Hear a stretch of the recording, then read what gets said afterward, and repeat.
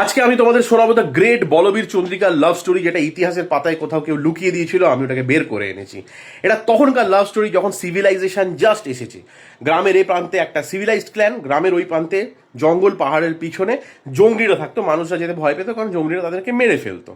তো এরই মাঝখানে ব্লসম হয়ে উঠেছিল গ্রেট বলবীর চন্দ্রিকার লাভ স্টোরি। তারা দুজনকে ছোটবেলা থেকে ভালোবাসতো, লুকিয়ে লুকিয়ে প্রেম করতো, কারণ চন্দ্রিকা হচ্ছে ওই ক্ল্যানের লিডারের মেয়ে, বড় ঘরের মেয়ে, আর বলবীর হচ্ছে একটা ছোট শ্রেণী থেকে বিলং করতো। দুজনে একে অপরের সাথে রোম্যান্স করতে করতে একদিন চন্দ্রিকা বলে উঠলো, জানো বলবীর, আমার কাছে জীবনে আমি সব কিছু পেয়েছি, আমার বাবা আমাকে সব কিছু দিয়েছে, কিন্তু একটা জিনিস দিতে পারিনি। বলে কি?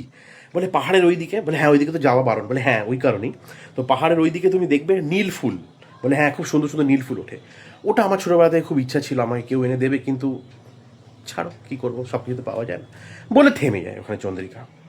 বলবীর ভাবে ভালোবাসা প্রমাণ করার একটা সুযোগ। সে একদিন যায়, লুকিয়ে লুকিয়ে যায়, পাহাড়ের ওপারে যায়, ফুলগুলো নেয়, থলেতে রাখে। যখন ফিরতে যায় তখন আওয়াজ হয়ে যায়, জঙ্গলিরা তাড়া করে, প্রাণ নিয়ে সে পালায়, ছুটে ছুটে পালায়। ছুটে ছুটে পালাতে গিয়ে পড়ে যায়, মার খায়, মারপিট করে। তারপরে এইদিকে গ্রামে যখন আসে, একটা ফেন্স থাকে, ফেন্সটাকে টপকে এইদিকে আসে, রক্তাক্ত অবস্থা, একদম আধমরা। তখন ওকে চন্দ্রিকা দেখতে পায়। বলে বীর বীর বীর, তুমি এটা কি করলে আমার জন্য? তুমি কি করলে? তুমি ওইদিকে কেন গেছিলে? বলছে ভালোবাসার জন্য আমি এইটুকু করতেই পারি। তুমি বলেছিলে তোমার কাছে সব কিছু আছে, শুধু এইটুকু নেই, নাও ফুলগুলো নাও। বলছে বীর বীর বীর, আমি তোমায় খুব ভালোবাসি বীর, আমি এই ঋণ কি করে শোধ করবো? বলছি তুমি আমাকে বীর বলছো কেন? তুমি তোমাকে বলো বীর বলো। বলছো বীর তো তুমি আছো, ছিলে, থাকবেও, কিন্তু তোমার বলগুলো রইল না। বলে কোথায়? বলে ওই দেখো, ওই ওই ফেন্সটাতে তুমি টপকে আসতে গেছো, ওখান থেকে তোমার কেটে বলগুলো ওখানে ঝুলছে। বলছে যা, এবার কি হবে? বলছে তুমি চিন্তা করো না বীর, আমি তোমাকে বল দেবো। বলে তুমি কি করে দেবে? বলে আমি এটাকে পৃথিবী সমাজের কাছে লুকিয়ে রেখেছিলাম, আমি একজন ট্রান্সজেন্ডার। বলে সেটা কি? বলে আমি মেয়ে হওয়ার সত্ত্বেও আমার বল আছে। বলছে ও আচ্ছা। বলে এটা আমার কোনো কাজের না, তুমি নিয়ে নাও। তো একদিন বল ট্রান্সপ্লান্ট করার জন্য দুজনে লুকিয়ে লুকিয়ে একটা ঘরে ছুরি কাটা নিয়ে বল কাটাকাটি করছে।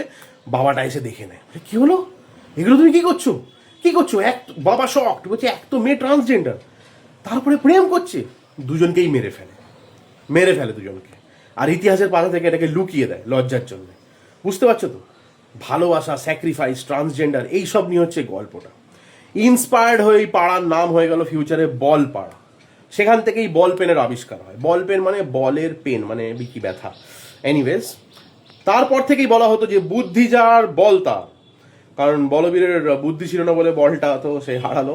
আর যাদের যাদের ওই ক্লানে বুদ্ধি ছিল, তাদের বল ছিল, ওরা ভয়ের দিকে যেত না, বুদ্ধি খাটাতো। That's it, it's a great love story.